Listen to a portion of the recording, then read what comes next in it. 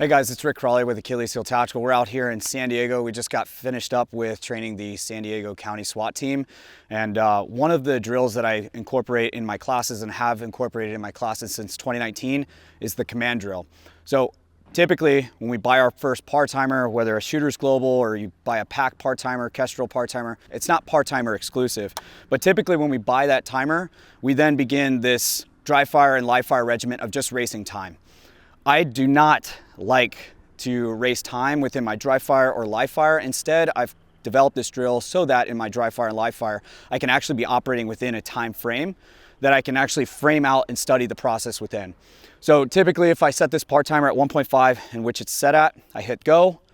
Typically guys hear that beep, they draw and they try to race the second beep. So that second beep and 1.5, they're just racing it. So they're kind of slapping whatever the fuck comes together and sending it. And they're not understanding what a good grip is, what a flash sight picture, all the things that, fundamentally we're teaching in our classes. So we force them to see it by running the command drill.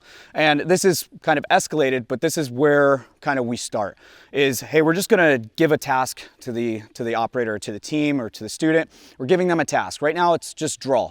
Right? Ideally, we would want our draws at 25 yards of distance on a C-zone size of target to be within 1.5 or less, first round engagement onto target.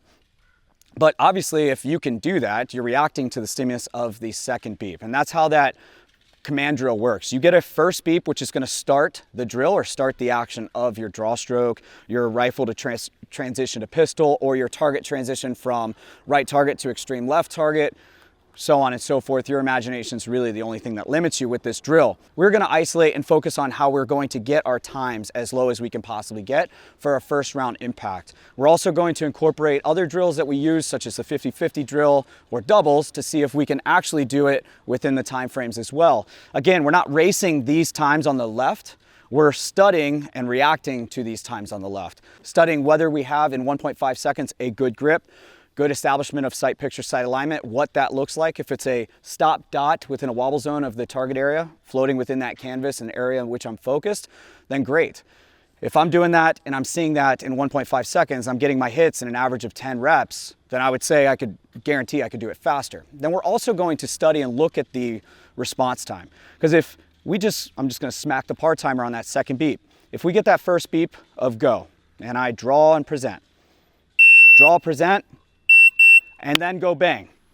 This beep right here is going to show me, or my response beep is going to show me in which I executed the task, which if the second beep's going off in 1.5 seconds and I give some garbage like this in 2.36, I know that I'm probably pushing the shooter and he's not ready in 1.5 seconds to actually execute the task. So we're going to now give him 2 seconds to draw, present, refine enough sight picture, create enough sight alignment to then break a shot. Ideally, we're looking for within 0.25 or less, all right? And if the shooter is ready, no doubt, ready to engage that target, then he will be within that response time. So this number is just correlating to the response time, and these would be the overall times that we're shooting for. If out of a series of 3 or 10 or however many I want to pull this study from, or regardless of how much data I want to pull from, I'm going to be looking to execute this multiple times. For this video, I'm going to expedite it and just run it real quick as we just finished the class and we're looking to get off the range here soon. So what we're going to do is I'm going to step in front. I'm going to be at 25 yards off of this size of target, and I'm just working efficiency of draw. So typically when I demo this, I put the par timer at 1.5, and then I tell the class to study. Don't watch the steel target, the paper target. The rounds will be there. You can hear if I hit or miss. What I want you to do is focus. What are my hands doing? When are they doing it? Off the beep? Is it moving off the B-E of beep, or is it moving on the P or then after? No different from an audible stimulus to a visual stimulus. If I saw the first letter of gun coming out of some dude's waist and orienting in my position, I'm moving on the first letter, all right? So I got this on delay. How I set this up is I'm gonna go in here, go to my preset 1, I'm going to put this at random delay, and then I put time limit 1.5. On the first beep, I will draw. On the second beep, I will execute 1 round. This is what I do in my dry fire.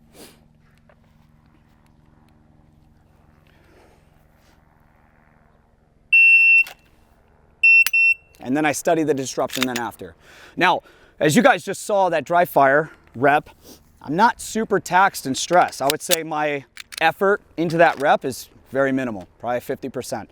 What I want to focus on and study is, what did my grip feel like? What did my sights look like? Do I have a stop, steady dot? And then on the engagement, that pressing of the trigger, round sending, hit or miss, doesn't matter. I'm looking for, on the engagement of that dry fire rep of sear disengagement, how much disruption happened and occurred in the dot.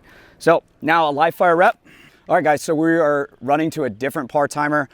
The reverberation off these concrete walls, we're tripping up the Shooters Global, so we just moved to the Old Faithful Pack 2. So I'm gonna show you guys how to actually set this up on the timer if this is your timer. So what I'm gonna do, double arrows. I'm gonna go up arrow for delay, because it's just me and myself. Then I'm going to take this to 1.5, being my command drill beep. All right, hit go, and we're ready for action. And execute. All right, on the bottom number where I slapped it, you can see the bottom number says 2-1. That's gonna be my response off of that second beep. The big numbers, you're ultimately what you just accomplished that said task in. All right, you're firing on the second beep, you start your draw on the first beep.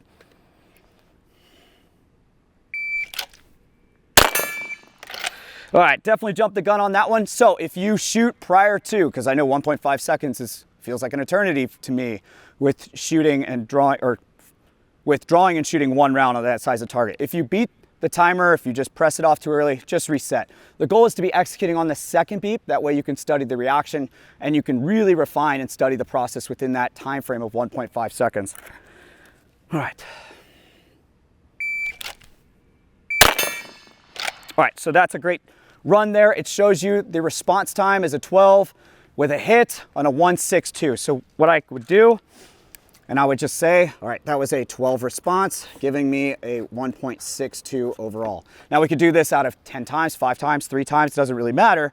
Ultimately, we're looking, because our response to that beep will never be under 1.5, then I'm gonna just drop the time ultimately. So I drop 2 tenths off. You go by tenths, hundredths, it really doesn't matter. So drop 2 tenths, I'm at 1.30 now. Now the draws that I have been showing and displaying for live fire reps, pretty aggressive. And I don't want you to think like it's gotta be through effort faster, but through efficiency, it does need to be quick. How do we get that efficiency? Well, you just start, when the stimulus starts, so that beep, you move on the BE. Both hands are moving simultaneously over to the gun. As soon as I get underneath this trigger guard, I'm going to throw that thumb over top of the beaver tail, hitting that ALS lever, driving this elbow down, feeding this hand, building from 12 to 6 o'clock pressures on the gun, and lifting the sights with minimal disruption, laying those sights exactly where my eyes are within that canvas and that size of target. So now we're at 1.30. I'll show you a demonstration at 1.30. You do not have to move through effort very quick to make this time. Second beep, 1 round. All right, so I'm not even cooking with gas yet. By effort, that's a 1.9 response, total time 1.49. So we met our goal. We're under 1.5, which is great, but that's not where we want to hang our hat and go home for the day. If I'm looking at this, my response was a 0.19, total time 1.49. Just because I'm under the goal time doesn't mean I stop there, because ultimately I want to get a 0.9, 0.8, 0.7 draw regardless of how much time I have here. Because if I fumble fuck anything around here, I've got hundreds of a seconds to fix it, and it's not practical, nor is it gonna happen. Perfect day, rainy day, don't matter. This one's buying me more time, but this one buys me, like if I just roll this all the way up to 1.5 here, this is buying me 6 tenths of a second to fix what needs to be fixed before that round executes. All right, and that's kind of how I use this drill to get my draw in the most efficient way at the least amount of time orchestrated. Now, we're also gonna incorporate other drills, such as that 50-50 drill. I would like to, not just for the first round, see it in 1.30 where that first round's going, but also pressing the trigger twice, getting that click. It's gonna show me where that second round's landing, and I'm actually gonna understand its process rather than guessing about its process or just sending 2 rounds, hoping and praying they connect. On the second beep, 2 rounds this time. All right, and it just resets, nice 12 lift, standard deviation just comes right up to the head, settles back at my point of aim low. Again, looking at the response time, very consistent. Like the first one, it was a 19 with a total time of 1.49. So I would write that down there and then also make a mental note saying that the second round is going to connect. It landed nice dead center of that target for the second trigger press. Now the way we proof that is by doing it. So we do it at 130, and now we send 2 live rounds rather than 1 live, 1 dry. We're sending 2 live on that stimulus of this second beat. All right. So then you can see 130 was the stimulus of go. I had a 15 response. 15 plus 1.3 equals 145. And then a 2-9 split trigger press with 2 hits on that size of target. All right, so that's how I use this. Now, 130, if I can crush 2 rounds, not just 1 round, great. But now I want to chase a lesser time, right? Give me less time and force me to study and understand the process to find efficiency, trim the fat within that draw stroke and economy of motion. So what I'm going to do is I'm going to take this timer, I'm going to take the time from 130 now to 110. All right. Now I want to ask myself, prior to looking at the time, what did you see? Take that snapshot, that follow through, what did the sights look like? I still have a flash sight picture and it's static. So I would say it's like confirmation level 3. It's flash sight and then it finds a static wobble zone within that target. And then I break the shot on the stimulus of go, which is a 16 response, total time of a 126. All right. If that's not pushing me to see less information, what I need to see versus what I want to see, I'm not going fast enough. So I'm going to chop the time because that was a 1.6 response, 1.26 overall. Obviously I could add rounds to this, go back to 50-50s, but right now I'm trying to get to that 0.9 draw. All right, so I'm going to chop it down, take 2/10 off. We are at now 0.90. So now we're going to do 0.9 draw. Again, not racing 0.9, but executing within 0.9. All right, so 2/10 response, total time 110. Now, we would definitely want to spend some time here because of what I just saw. That snapshot, when the shot broke, what did you get? Within 9/10, I'm just getting acceptability within my sights.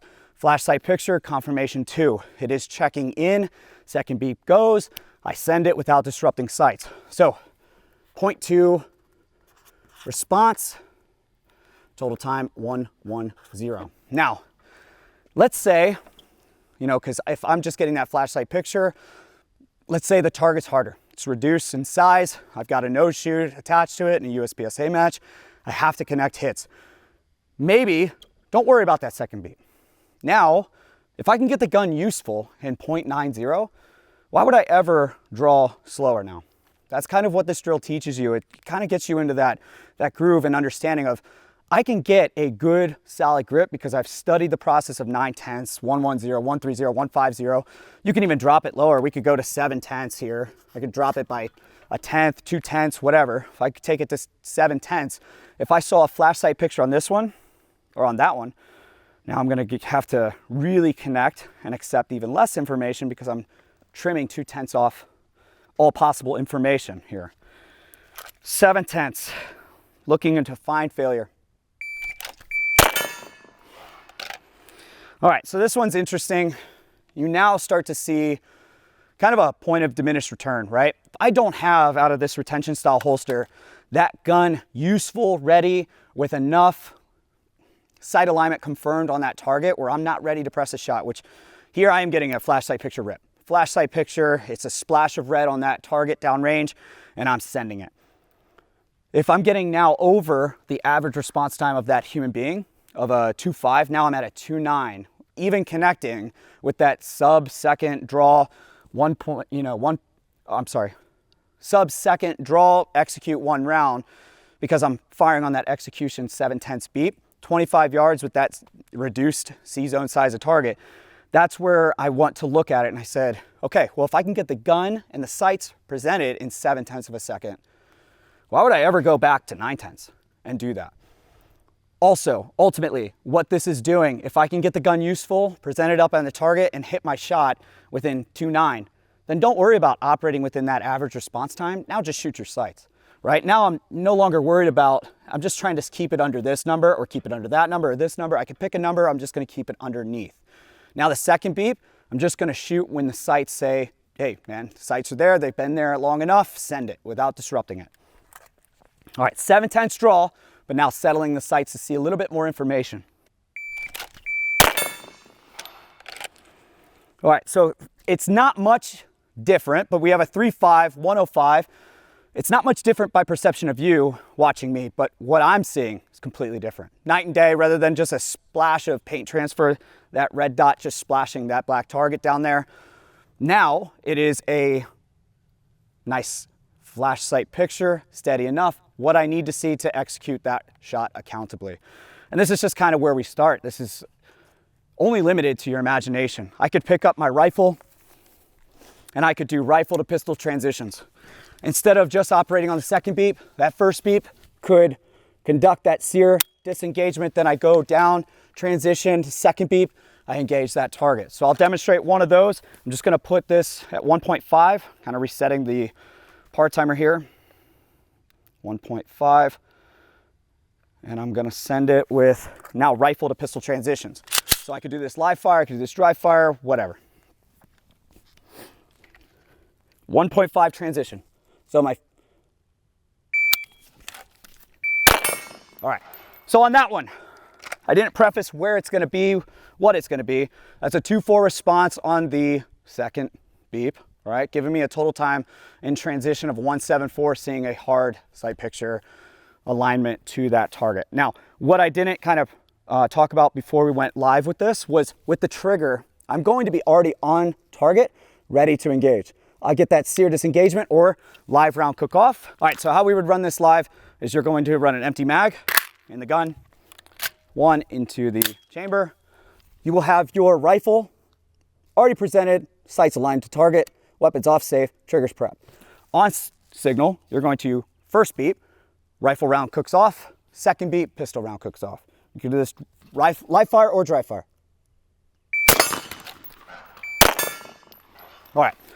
Now, I could also set up 50-50s with this. I could run doubles on the transition, send 2 rounds versus 1. Doesn't really matter. Ultimately, I'm looking at the response. So 19 and total time for that transition was a 1.69. So where this really finds benefit is when I work with teams, and San Diego is an awesome team. They weren't doing this, but there have been plenty of times where I see guys doing useless shit when they should be transitioning to that pistol, empty mag in the gun. This is what some teams or some transitions look like I've seen in classes. They come up and then they realize they don't even have a fucking gun ready, and that 1.5 seconds just passed. So what did you do? What is the fat to trim within that rifle round breaking and your transition? This is how we're going to smoothen out our economy of motions. This is how we get a lot of good live fire and dry fire practice built into our training. The command drill is kind of a multifaceted, up to your imagination kind of drill that I came up with, just trying to build something that I could take from my dry fire and refine in my live fire. So I hope this helps you guys. We're out of here tomorrow. This was a great time training in San Diego. Obviously, sun's going down. We got to head home. So I appreciate you guys. Like and subscribe to the video. Drop it in the comments below any questions that you may have, and we'll get those answered. All right. Thanks, guys.